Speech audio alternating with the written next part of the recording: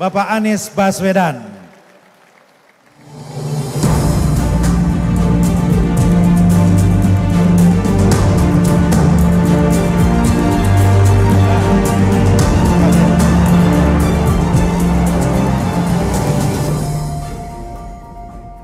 Sebelum beliau menyampaikan pemaparan beliau, izinkan saya menyampaikan profil beliau.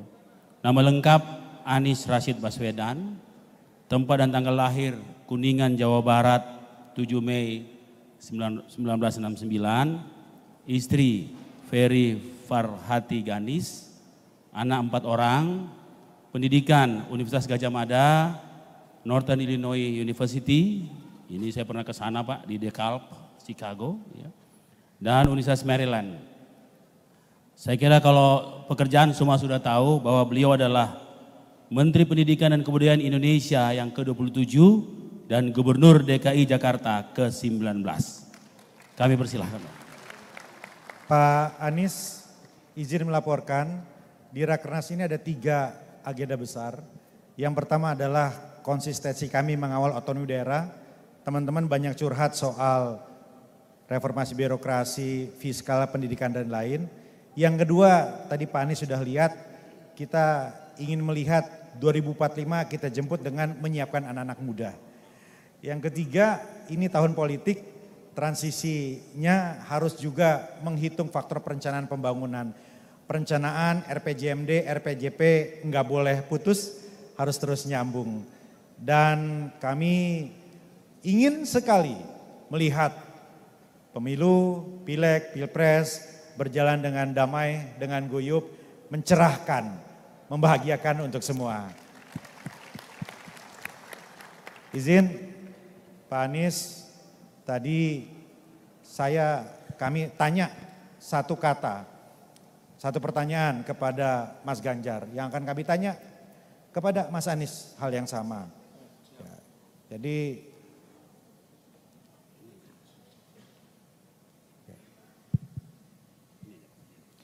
ini Mas Anies ini rektor saya Bapak Ibu sekalian dulu. Jadi Pak Anies rektor, saya dosen. Jadi agak-agak grogi sedikit kali ini. Izin Pak Rektor. Saya siap. Rektor tapi yang ngarahkannya dosen.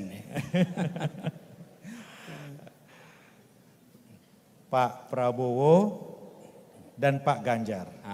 Satu kata tentang Pak Prabowo. Patriot.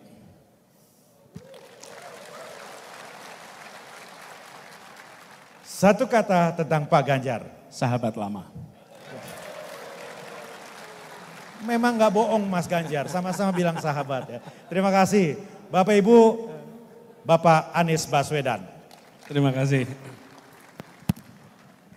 Pak Bima yang saya hormati, Pak Dhani yang saya hormati, terima kasih. Bapak Ibu sekalian, izinkan saya memulai dengan menyampaikan Assalamualaikum warahmatullahi wabarakatuh. Semoga kita semua selalu dalam keberkahan Allah dan semoga pertemuan ini, perjumpaan ini memberikan manfaat bagi semua. Izinkan saya menyebut beberapa nama yang saya hormati, Gubernur Sulawesi Selatan atau mewakili, Ketua Dewan Pengurus APEKSI, kemudian juga Wali Kota Makassar, para wali kota atau perwakilan wali kota, para delegasi, dan seluruh peserta Rakernas yang saya muliakan. Pada kesempatan ini, izinkan kami menyampaikan terima kasih Pak Ketua atas kesempatan untuk berbagi yang menjadi gagasan bagi kami. Dan waktu saya dapat teks itu, teksnya sempat keselip karena ketika di Mekah, Madinah itu memang lebih banyak kegiatan domestik di sana. Lalu saya sampaikan beliau, insya Allah hadir. Cuma waktu itu beliau bilang tanggal 12, saya tibanya tanggal 12. Barangkali mesti jet lag, gak taunya ternyata 13. Alhamdulillah jadi bisa sampai ke tempat ini dan jumpa dengan semuanya. Lalu terkait dengan kota, ini Bapak Ibu semua di sini adalah para wali kota, para pengelola kota. Jadi kalau berbicara tentang kota, saya rasa Bapak Ibu semua sudah sangat menguasai. Saya tidak ingin menggarami air laut. Ini semuanya para ahli di sini. Ahlinya bukan ahli teori, tapi mengerti bagaimana operasionalisasinya. Jadi dalam kesempatan ini saya ingin menyampaikan yang menjadi gagasan. Bagaimana kota di depan, apa problematikanya. Dan kami ketika mendapat tugas mengelola Jakarta, pada waktu itu kami selalu sampaikan ada 3 level di dalam manajemen pengelolaan kebijakan publik. 1 gagasan, diturunkan dalam bentuk narasi supaya bisa dipahami oleh semua, sehingga visi itu diketahui secara sama, simetris oleh semua. Lalu ketiga adalah eksekusi, karya.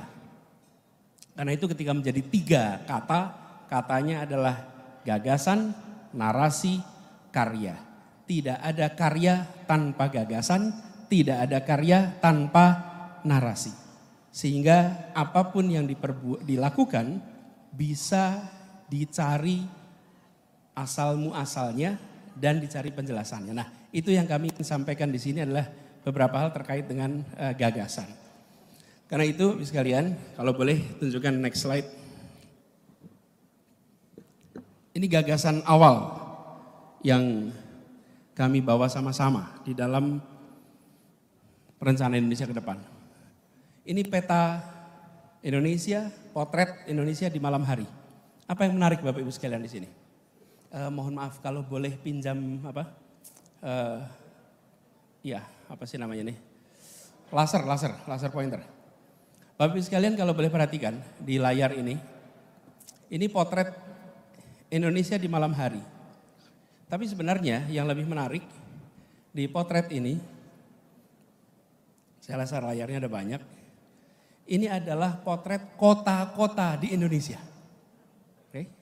Nah, ketika lihat kota-kota di Indonesia, Bapak sekalian, inilah wajah ketimpangan yang ada.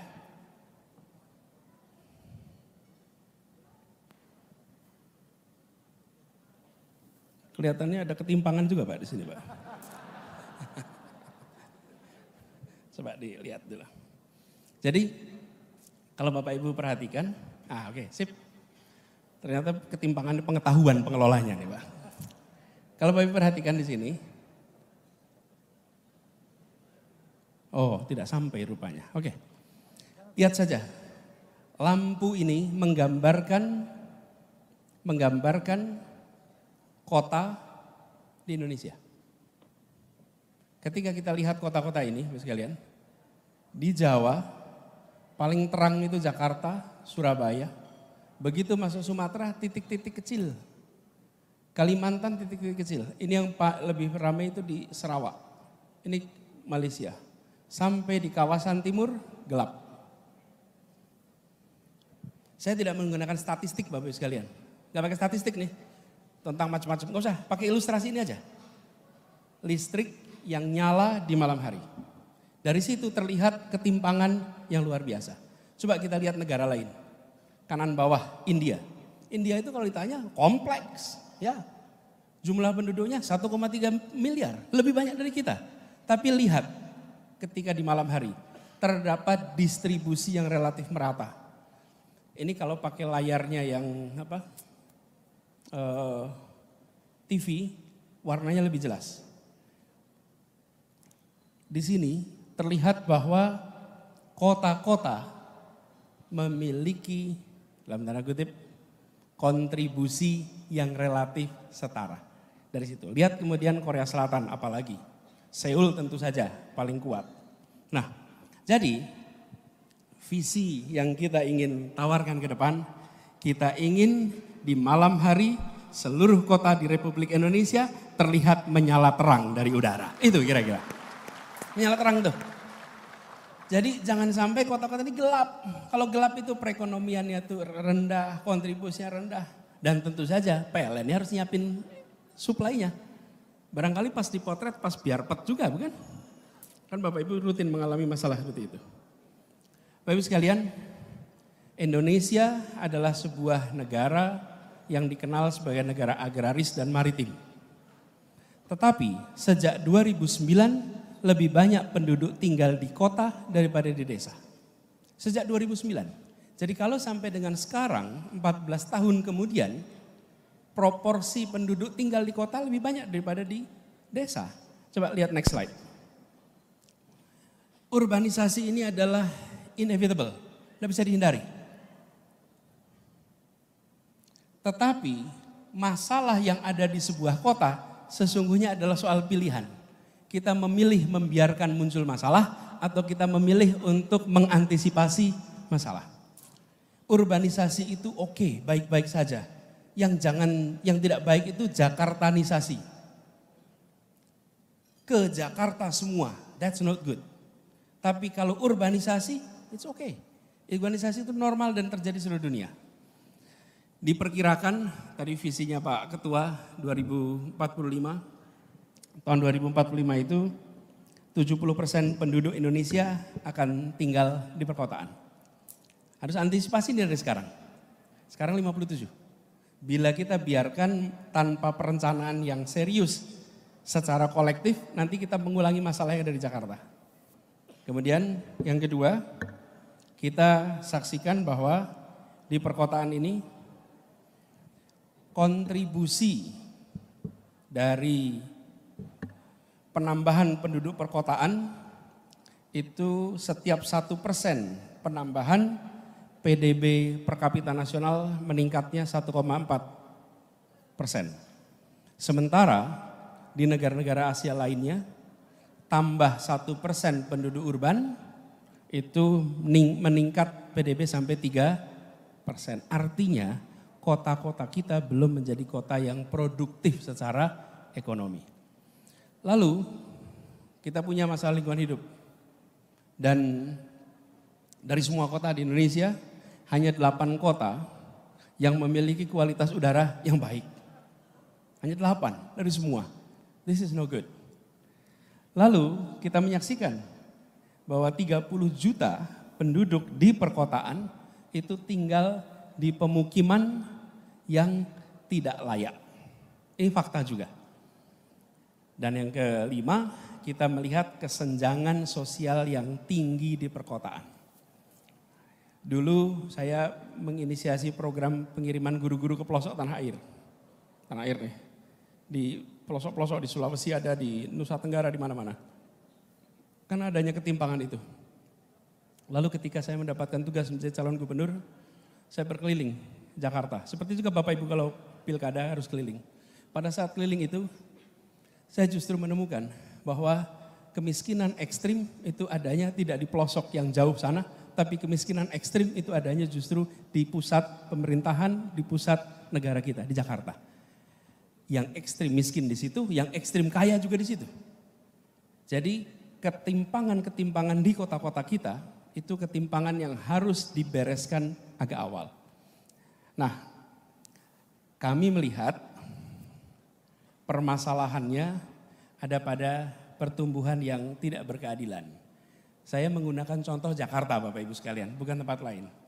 Jakarta ini, Bapak Ibu sekalian, kalau kita lihat tata ruangnya itu berkembang tanpa dikendalikan dengan sebuah visi tentang pergerakan penduduk. Ini wajah Jakarta sejak tahun 72 sampai 2012. Sekarang lebih luas lagi di luar Jakarta. Kalau dalam Jakartanya tidak banyak berubah. Dan di Jakarta itu sekalian tinggal 8% tanah ruang terbuka, 92% tertutup. Kami melihat, merasakan apa yang kita lihat di Jakarta adalah fenomena yang bisa terjadi di kota-kota lain beberapa dekade yang akan datang. Karena itu kami memandang sebaiknya jangan mengulang problematika yang dilewati beberapa dekade di Jakarta dan kota besar lainnya, tapi mulai dari sekarang kita tata agar kota-kota kita ketika nantinya menjadi kota yang besar, dia menjadi kota yang layak huni. Berikutnya, saya ingin menunjukkan salah satu masalah juga yang dihadapi di kota-kota kita di Jakarta, di Indonesia. Pertama adalah soal kemandirian fiskal. Saya rasa Bapak Ibu semua merasakan soal kemandirian fiskal. Ini menurut laporan dari Kementerian Keuangan bahwa 60 atau 70% kota kita itu belum mandiri. 29% mandiri dan hanya 2% yang mandiri. Ini mandiri itu artinya PAD mampu membiayai lebih dari sebagian besar belanja daerah. Ini harus kita selesaikan sama-sama. Tidak bisa terus-menerus kota berada dalam posisi tidak mandiri. Jadi kalau ditanya ke depan seperti apa, kita ingin kota-kota di Indonesia menjadi kota yang mandiri. Yang kedua adalah ketimpangan APBD kota. Kalau Bapak Ibu perhatikan, Jakarta ini APBD-nya 77 triliun. Kota kedua lebih besar, Surabaya 9,5. Lalu Semarang 2,4, lalu turun semuanya. Ini harus jadi perhatian kita. Supaya pemerintah kota memiliki kemampuan fiskal yang lebih tinggi agar mereka bisa menyelesaikan PR-PR masalah urban dan visi membangun urban yang sehat. Ditambah kalau saya cek, kita semua ini punya beban administrasi laporan yang luar biasa. Menurut catatan kami ada 259 laporan administratif yang harus diselesaikan dan menyita energi ASN kita. Ini harus dilakukan simplifikasi atas persoalan ini. Jadi, bagaimana ke depan? Kalau boleh kami berbagi apa yang menjadi visinya, kami melihat pertama, kota harus bisa mempercepat pemenuhan layanan dasar. Apa itu layanan dasar? 1, air. 2, kesehatan, pendidikan, pangan, papan. Ini contoh 5 layanan dasar yang harus dipercepat pemenuhannya. Pangan saja Bapak Ibu sekalian. Kita semua ini yang tinggal di perkotaan tidak punya lahan pertanian. Tapi bagaimana perkotaan dan pedesaan memiliki satu skema untuk bisa memasok kebutuhan pangan dengan harga yang terjangkau dan sustainabilitasnya terjamin. Kemudian yang kedua, tata kota yang produktif dan berkelanjutan. Produktif ini artinya di kota ini efisien. Aktivitas perekonomiannya tidak terhambat oleh faktor mobilitas, tidak terhambat oleh faktor-faktor sosial ekonomi lainnya. Kemudian kita melihat perlunya mewujudkan interkonektivitas antar daerah. Di mana itu daerah? Di dalam kotanya dan antara kota dengan wilayah-wilayah yang berada di sekitarnya. Karena dalam prakteknya kota-kota kita di seluruh Indonesia itu menjadi kota jasa yang memfasilitasi kabupaten-kabupaten yang berada di sekitarnya. Lalu yang keempat adalah menjadikan kolaborasi sebagai praktek di perkotaan. Kenapa kolaborasi ini praktek baik di perkotaan? Karena begini Bapak sekalian, kota itu tempat berkumpulnya masalah, tapi juga kota itu tempat bertumpulnya solusi, tempat berkumpulnya talent. Kalau tanya di mana lokasi orang-orang terdidik, kebanyakan di perkotaan. Di mana lokasi think tank di perkotaan, di mana lokasi NGO di perkotaan. Nah, sayang kalau mengelola kota itu hanya dikerjakan oleh pemerintah kota saja, bila tidak memanfaatkan institusi-institusi ini. Sama perguruan tinggi, di mana lokasinya? Di perkotaan. Karena itulah kolaborasi kami memandang sebagai kewajaran baru.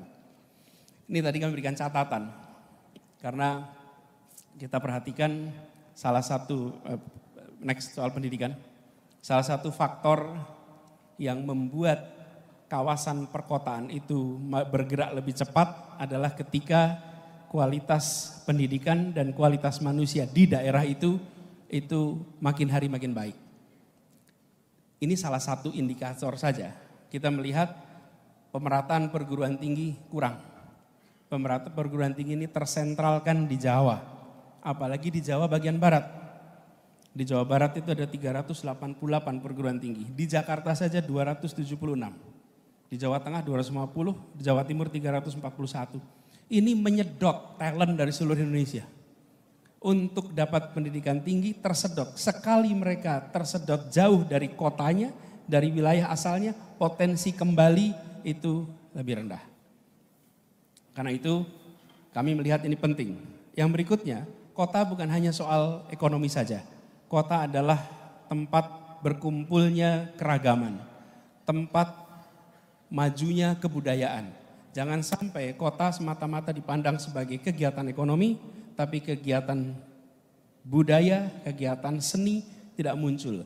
Dan kami melihat kota-kota adalah tempat di mana terobosan inovasi di bidang-bidang kebudayaan menjadi penting. Karena itu kami merasa perlu di dalam pembangunan kota ke depan bukan hanya aspek ekonominya tapi aspek kebudayaan itu menjadi fokus perhatian. Ini soal kotanya. Lalu saya ingin sedikit bahas soal kota dan wilayah sekitarnya. Tidak bisa dipungkiri kota-kota ini menjadi pusat rumah sakit, pendidikan, kebudayaan, perdagangan yang ini berkorelasi dengan kawasan sekitarnya. Jadi pembangunan kota harus juga memasukkan bagaimana bisa kolaborasi dengan daerah-daerah sekitarnya. Kami di Jakarta itu punya ketergantungan pangan yang luar biasa. Jadi kami buat kerjasama dengan kabupaten-kabupaten yang memproduksi pangan sehingga bisa memasok pangan, mengurangi mata rantai yang membuat harga menjadi tinggi. Ini saya berikan ilustrasi di sebelah kanan tentang bagaimana kita bekerja dalam konteks pangan. Jakarta membeli beras langsung dari kabupaten, contohnya misalnya di Cilacap atau di Ngawi. Maka kami kerjasama dengan Gapoktan, kontrak 5 tahun. Yang mengontrak siapa? BUMD kita. Kontrak 5 tahun, apa yang terjadi dengan adanya kontrak 5 tahun? Gapoktan punya akses pada kredit karena dia ada kontrak dengan kita. Melakukan mekanisasi pertanian, melakukan terobosan-terobosan dengan menggunakan kontrak 5 tahun itu. Dari sisi kami dapat beras dengan lebih murah. Dari sisi mereka dapat gabah dengan harga yang lebih tinggi. Dan itu kita kerjakan dengan berbagai kabupaten kota di seluruh Indonesia. Termasuk di sini Sawah Lunto. Ada Sawah Lunto di sini ya. Ada Sawah Lunto juga. Kita kerjakan beras dengan kota-kota ini. Nah, artinya kota secara serius dirancang untuk bekerja sama di aspek-aspek yang menjadi kebutuhannya dengan daerah sekitarnya. Jadi Bapak sekalian, kami melihat ada 4 prinsip untuk kota di masa depan: layak huni, asri, adil, maju. Kira-kira 4 itu yang kita ingin lakukan ke depan. Layak huni artinya airnya bersih, baik, kemudian papannya tersedia, tempat tinggalnya tersedia dengan layak, kemudian lingkungan hidupnya baik, adil artinya ada kesetaraan kesempatan dari mulai pendidikan, kesehatan, sampai dengan kegiatan keagamaan. Maju dalam artian kita terus-menerus membuat kota kita kota yang memfasilitasi modernisasi di kota ini. Ini gambarnya JIS, tapi nggak ada rumputnya di sini, Pak. Jadi nggak kelihatan di rumputnya di sini, Pak. Nah, untuk itu semua kami melihat ada 6 rute untuk ke sana. Akselerasi yang tadi saya katakan, yang kedua transportasi umum sebagai moda utama, yang ketiga pemerataan perguruan tinggi, yang keempat relasi urban dan rural yang saling menguatkan, yang kelima minimalisasi beban administrasi pelaporan dari Pemda, yang keenam pemerintah pusat harus menjadi pemercepat kolaborasi antar daerah.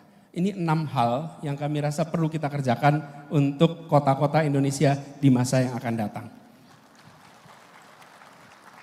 Sebagai catatan saja yang terkait dengan transportasi umum Bapak Ibu sekalian, ini perlu secara serius dipikirkan dari sekarang, jangan sampai seperti Jakarta. Kami di Jakarta berpuluh tahun menggunakan pendekatan namanya car oriented development. Pembangunan berbasis mobil atau berbasis kendaraan darat. Ke depan kota-kota harus membangun berdasarkan transit oriented development, berdasarkan kendaraan umum. Apa implikasinya? Seperti contoh, Pak. Kami di Jakarta ini kalau mengizinkan bangunan, bangunan itu boleh dibuat tinggi kalau jalannya lebar. Makin lebar jalannya, makin tinggi izin bangunannya. Makin sempit jalannya, makin pendek bangunannya. Kira-kira prinsipnya seperti itu. Jadi kalau jalannya seperti Gatot Subroto atau Jenderal Sudirman, gedungnya menjadi tinggi-tinggi karena jalannya lebar. Ini transit oriented. Ini car oriented. Apa yang terjadi dengan konsep itu? Kita siapkan jalur-jalur keluar kota. Lalu yang muncul problem apa? Kita tidak bisa membangun bangunan yang tinggi. Karena bangunan yang tinggi adalah di pinggir jalan dan bangunan tinggi di pinggir jalan harganya mahal. Apa yang terjadi kemudian? Penduduk kota itu bergeser keluar, mencari tanah yang lebih murah, mencari rumah yang lebih terjangkau. Lalu pemerintah menyiapkan jalan tol keluar. Jadi masuk keluar kotanya dimulai dari tata ruang yang berdasarkan pada jalan, memaksa penduduk pindah keluar supaya harganya terjangkau. Pemerintah menyiapkan jalanan untuk mereka masuk menggunakan mobil. Efeknya kemacetan yang luar biasa. Ke depan, alhamdulillah Jakarta sudah diubah. Peraturan RDTR sudah diluluskan persis berapa bulan sebelum saya selesai tugas karena panjang prosesnya. Tahun 2022 kemarin, sekarang menjadi transit oriented. Apa artinya? Bila di situ ada stasiun, maka 800 meter radius dari stasiun atau dari terminal, maka di situ bisa dibangun bangunan yang tinggi. KLB-nya itu sampai 12. Dan bila kemudian 1,2 kilometer, KLB-nya lebih rendah tapi cukup tinggi. Konsekuensinya apa? Nanti 5-10 tahun ke depan Bapak Ibu akan melihat pertumbuhan bangunan-bangunan tinggi di sekitar kawasan terminal dan kawasan stasiun. Yang lebih menarik yang kita ingin harapkan adalah penduduk yang kemarin terlempar keluar karena tidak mampu menjangkau rumah di Jakarta, mereka akan berbondong-bondong masuk kembali ke Jakarta dan menggunakan kendaraan umum bukan kendaraan pribadi. Jadi kami melihat problematika ini jangan sampai berulang di kota-kota besar atau menuju besar lain di seluruh Indonesia. Terakhir, nah untuk melakukan perubahan itu Bapak Ibu sekalian, kami inginnya kolaboratif. Kami tidak ingin mengerjakan itu sendirian. Jadi kami merasa sudah cukup pendekatan. Orang pusat mengatakan 1, 2, 3, 4, 5 lalu daerah mengerjakan. Tidak, sudah saatnya pusat lebih banyak mendengarkan kepada daerah. Udah harusnya begitu. Yang tahu siapa? Lah yang tahu Bapak Ibu semua kok. Dan tidak mungkin kebijakan itu simetrik, tidak mungkin. Tidak mungkin kebijakan simetrik di semua tempat sama, impossible. Setiap tempat memiliki kekhasan yang perlu solusi yang berbeda. Karena itu saya mengajak kepada Apexi ini, Pak Bima, untuk nyusun sama-sama, itu visinya tadi. Tapi untuk melaksanakan visinya, yuk kita kerja bareng-bareng di sini. Visinya harus sama dulu, tadi yang saya sampaikan. Beberapa poin tadi.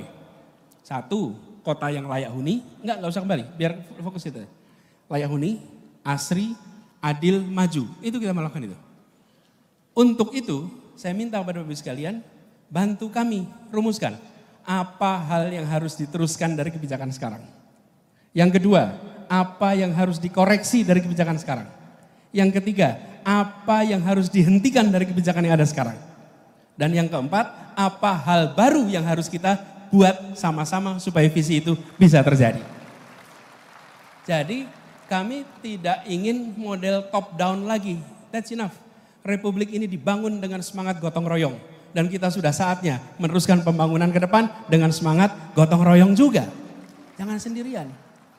Dan kita akan ketemu begitu sampai yang harus diteruskan, Bapak Ibu lebih tahu. Unsurnya apa? Ini 4 hal. Unsurnya regulasi. Undang-undang apa yang harus penyesuaian. PP apa yang harus penyesuaian. Keputusan Menteri A, B, C, D, E, F, G apa yang harus penyesuaian. Kemudian juga keputusan dari Kementerian Dalam Negeri apa yang harus melakukan penyesuaian. Untuk melakukan ini semua. Tidak bisa yang tahu hanya Jakarta, justru yang berada di daerah sering lebih tahu. Lalu yang ketiga Pak, lapis ketiga nih Pak, pro-konnya. Stakeholder mana yang akan tidak setuju stakeholder mana yang akan setuju atas 4 hal yang akan dikerjakan ini. 4 hal ini. Jadi kami berharap dari forum ini, 1, kami tawarkan apa visi ke depan, gagasan, narasi, karyanya kami sampaikan. Tapi kita ingin bekerja bersama untuk mewujudkan dalam pelaksanaannya ke depan. Jadi terakhir coba, kami berharap membangun kota ini berarti menghidupkan warga, mengelevasi desa, dan memajukan negara. Dan kami berharap potensi perkotaan itu dikembangkan secara merata. Jangan hanya kota di Jakarta atau kota di Jawa saja yang terlihat terang di malam hari. Dan kita membutuhkan kolaborasi bersama. Itu dari kami, terima kasih. Kurang lebih mohon maaf. Assalamualaikum warahmatullahi wabarakatuh.